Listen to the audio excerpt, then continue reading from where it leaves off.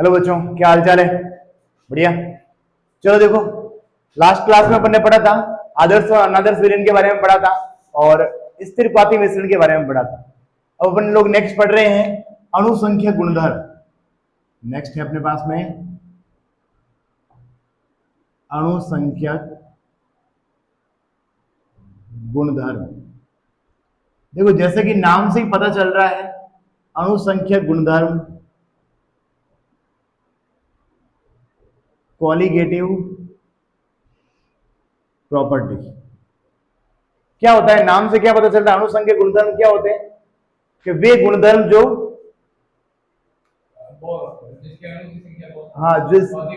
वे गुणधर्म जो अणुओं की संख्या पर निर्भर करते हैं, वे गुणधर्म जो अणुओं की संख्या पर निर्भर करते हैं अणुसंख्यक गुणधर्म कहलाते हैं। जो अपन लोग ऐसे प्रॉपर्टीज जो जिनके बारे में डिस्कस कर रहे हैं जो किसके ऊपर डिपेंड कर रहे हैं? हाँ, नेचर ऑफ मॉलिक्यूल्स। मतलब अपन लोग ये बोल सकते हैं कि हाँ, amount of molecules, number of molecules के ऊपर डिपेंड करते हैं, नेचर ऑफ मॉलिक्यूल्स के ऊपर डिपेंड नहीं करते हैं। मतलब अपन लोग ये कहेंगे सर कंसंट्रेशन पे डिपेंड करेंगे ये, लेकिन उसके नेचर पे डिपेंड नहीं करते।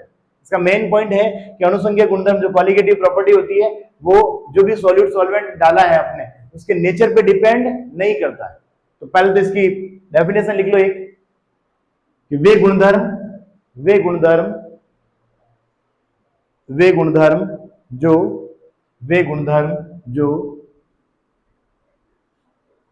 अणुओं की संख्या पर निर्भर करते हैं, वे गुणधर्म जो अणुओं की संख्या पर निर्भर करते हैं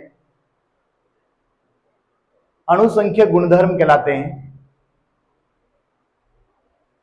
Those properties which depend on number of molecules, अणुओं की संख्या पर निर्भर करते हैं अणुसंख्यक गुणधर्म कहलाते हैं। यह अणुओं की प्रकृति पर निर्भर नहीं करते हैं, यह अणुओं की प्रकृति पर निर्भर नहीं करते हैं। अब देखो, इसमें अपने पास में चार है। पहला है वाष्प दाब में आपेक्षिक अवनमन।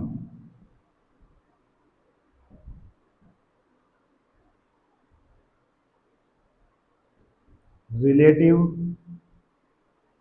Lowering vapour pressure. पहला रहेगा अपने पास में रिलेटिव लोअरिंग वेपर प्रेशर। अब होता क्या है रिलेटिव लोअरिंग वेपर प्रेशर? वाष्प दाब में आपेक्षिक अवनमन क्या होता है? ऐसे मेनली चार है। एक अपने पास में रहेगा क्वथनांक अवनमन, एलिवेशन इन बॉइलिंग पॉइंट। दूसरा रहेगा क्वथनांक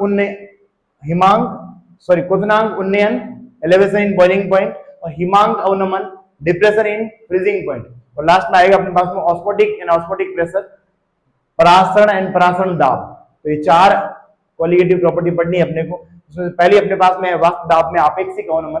अब इसके अंदर क्या है कि जैसे अपने डिस्कस किया था कि सर कोई अगर मान लो हमारे पास में कोई विलायक है और ये कैसा है? वाष्पशील है। कैसा है ये? वाष्पशील है। इसके अंदर अपन ने कोई दूसरा घटक मिला दिया। वो कैसा था? एक तो जो विलायक है ए है वो तो कैसा है? वाष्पशील है। सॉल्यूट तो कैसा है? वोलेटाइल। Solvent volatile. और जो दूसरा अपन ने विलेय सॉल्यूट ऐड किया है बी, विलेय जो ऐड किया है वो कैसा है? नॉन वोलेटाइल है, अवाष्पशील है।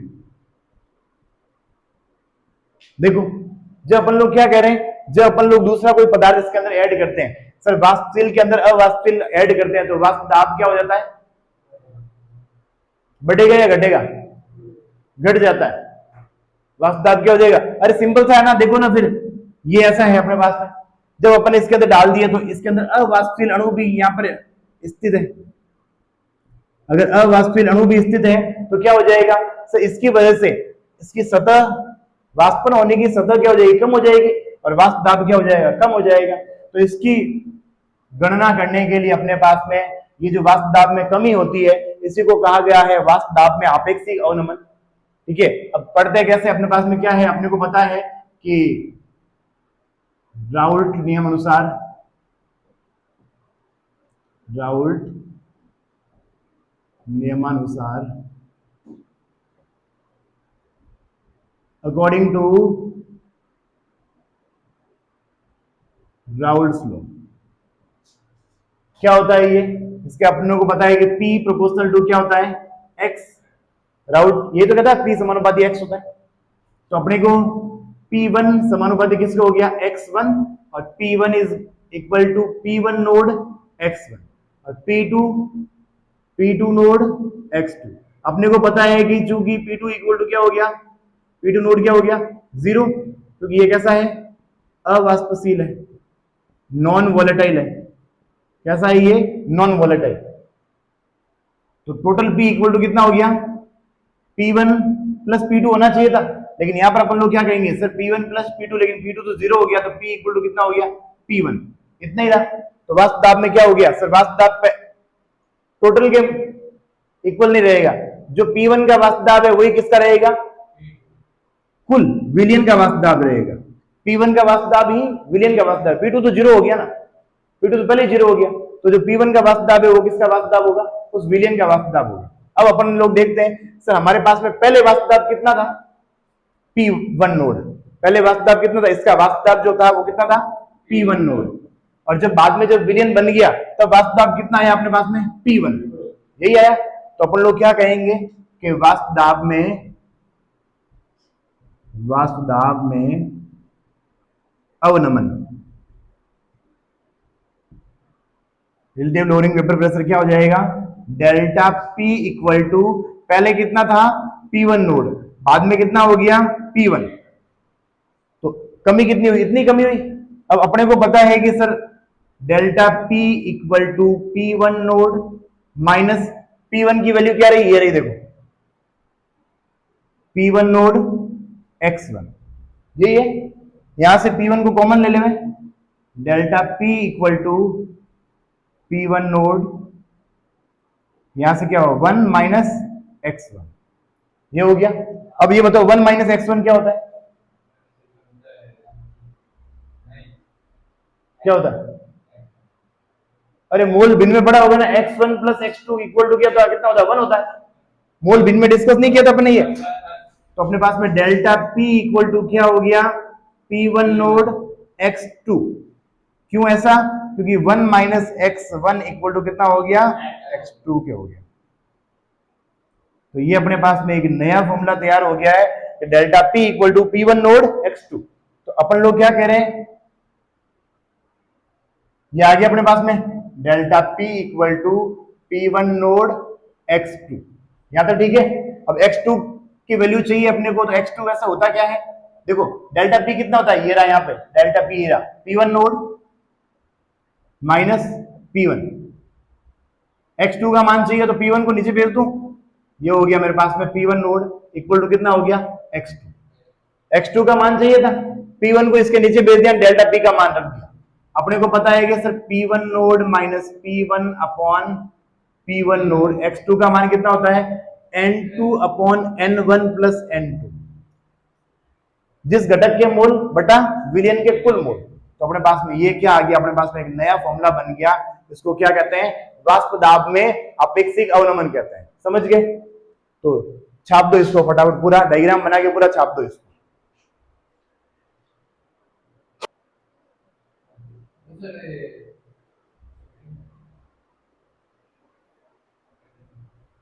हो गया नोट, नोट हो गया, डस्टर कहां रखा,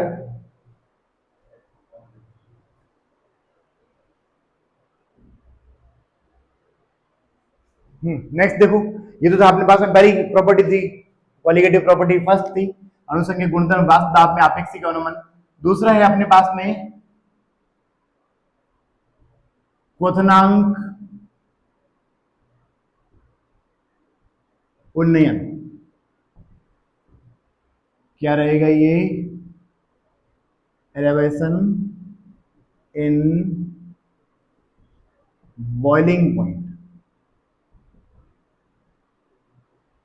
क्या होता है क्वथनांक उन्नयन, जैसे अभी डिस्कस किया था अपन ने कि सर कोई भी वाष्पशील पदार्थ है अपने पास में, वाष्पशील क्या है, विलायक है, उसके अंदर अपन ने अवाष्पशील विलेय को डाल दिया तो उसके वाष्प दाब में क्या आएगी, कमी आएगी। सर वाष्प दाब में कमी होती है तो उसके साथ ही उसके क्वथनांक में भी क्या होती है, वृद्धि होती है। क्वथनांक वाष्प दाब में तो क्या आएगी, कमी, और क्वथनांक में क्या आएगी, वृद्धि होगी। इसी घटना को क्या कहते हैं, क्वथनांक उन्नयन कहते हैं। और क्वथनांक होता क्या है कि वो एक ऐसा टेम्परेचर, एक ऐसा तापमान जहां पर किसी भी द्रव का वाष्प दाब जो होता है वो एक वायुमंडलीय दाब के या वाष्प के वाष्प दाब के इक्वल हो जाए। या फिर दूसरे शब्दों में, कॉमन शब्दों में कह सकते हैं कि कोई भी द्रव जो होता है वो वाष्प में बदलना स्टार्ट कर देगा। तो कोई द्रव जो है वो वाष्प में बदलना स्टार्ट कर देगा तो उसे अपन लोग क्या कहेंगे, क्वथनांक कहेंगे, एक पर्टिकुलर टेम्परेचर पर। ठीक है, तो अपने देखो एक ग्राफ के द्वारा समझते हैं इसको। ये है अपने पास में टेम्परेचर, ये है अपने पास में प्रेशर,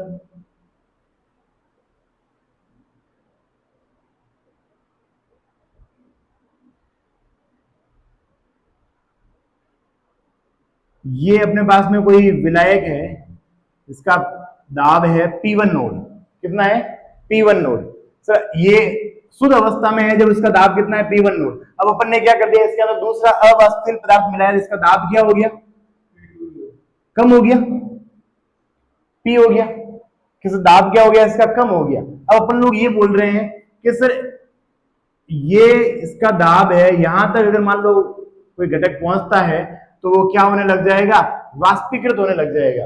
अपन इसके तापमान को बढ़ाते हैं, इसके तापमान को बढ़ाते हैं तो ये यहां तक आके क्या होने लगता है, वाष्पीकृत होने लगता है। इसको अपन बोलते हैं T1 नोड, टीबी नोड। क्या सर ये बॉइलिंग पॉइंट है किसका, नोड वाले का। शुद्ध अवस्था में जो पदार्थ लिया है उसका बॉइलिंग पॉइंट कितना है, टीबी नोड। और ये अपने पास में अगर इसको अपन तापमान को इंक्रीज करें तो ये यहां पर आके वाष्पीकृत होने लगता है। इसका दाब कितना है अपने पास में, टीबी। क्लियर हो गया कि सर ये तो कब है, जब विलयन का वाष्प जब क्वथनांक है, और ये कब है, जब शुद्ध अवस्था में जो घटक विलायक लिया है उसका क्वथनांक है। तो अपन लोग कहेंगे कि सर दोनों के दाब, दोनों के तापमान में अंतर कितना रहा, डेल्टा टीबी। कितना अंतर रहा, डेल्टा टीबी। अपने को पता चल गया डेल्टा टीबी क्या है, इन दोनों के तापमान में अंतर है। अभी डेल्टा टीबी क्या होता है, डेल्टा टीबी इक्वल टू कितना, TB minus TB node, TB minus TB node हो गया ये। अब ये पता है कि डेल्टा टीबी जो होता है वो समानुपाती होता है किसके, मोललता के।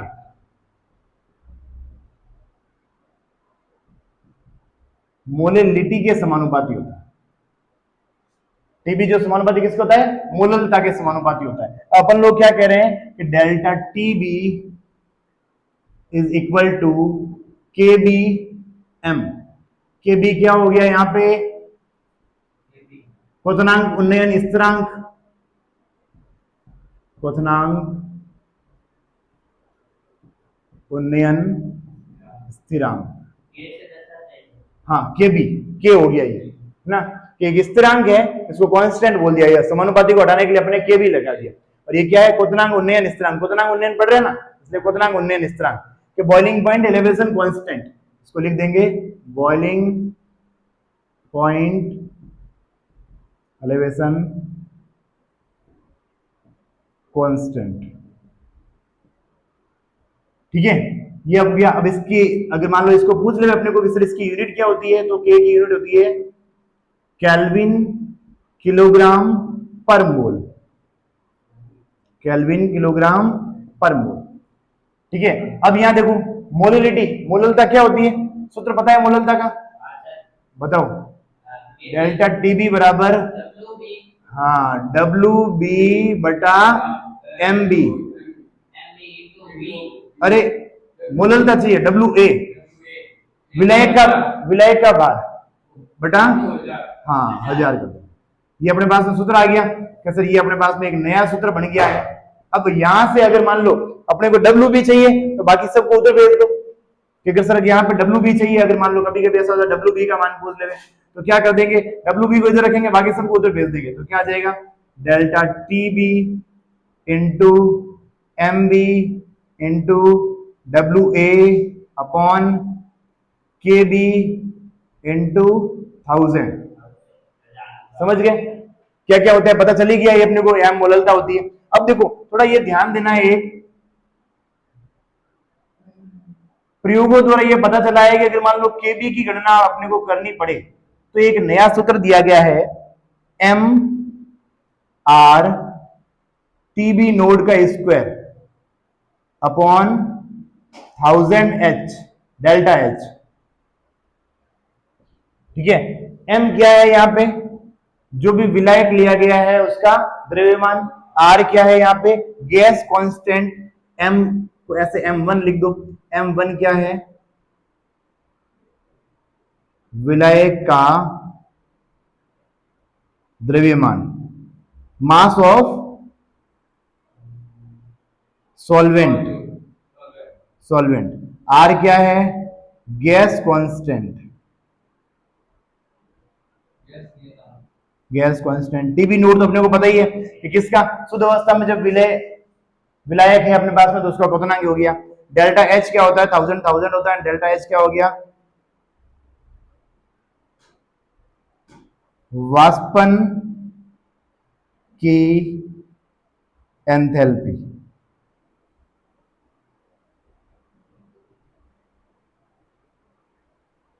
Enthalpy of vaporisation.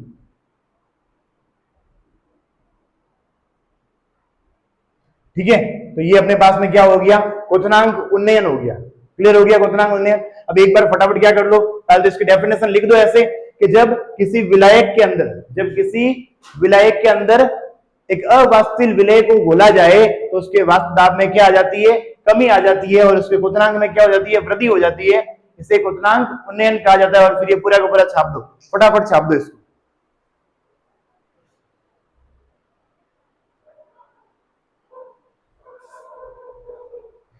नोट हो गया बच्चों।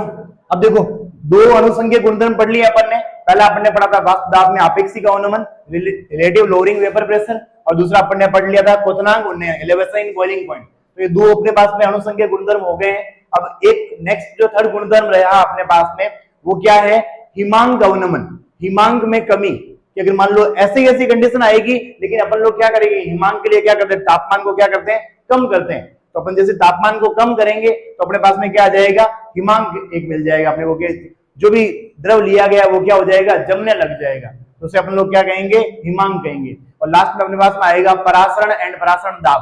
ये जो दो अनुसंख्यक गुणधर्म रहे हैं ये अपन नेक्स्ट क्लास में पढ़ेंगे।